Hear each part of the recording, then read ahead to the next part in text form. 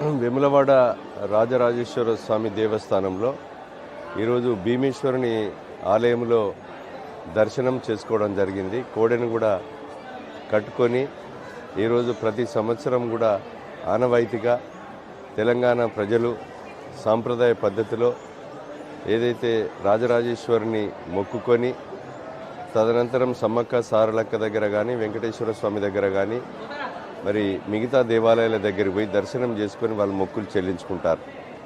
ఈ యొక్క దేవాలయం అభివృద్ధికి కూడా తెలంగాణ రాష్ట్ర ప్రభుత్వం గౌరవ ముఖ్యమంత్రి రేవంత్ రెడ్డి గారి నాయకత్వంలో ఈరోజు మన యొక్క రాజరాజేశ్వరి దేవస్థానం మంచి అభివృద్ధి చేసే కొరకు ఈరోజు ప్రధాన దేవాలయం మూసివేయడం అభివృద్ధి కొరకు ఈరోజు భీమేశ్వరుని దర్శించుకోవడం చాలా ఆనందంగా ఉంది.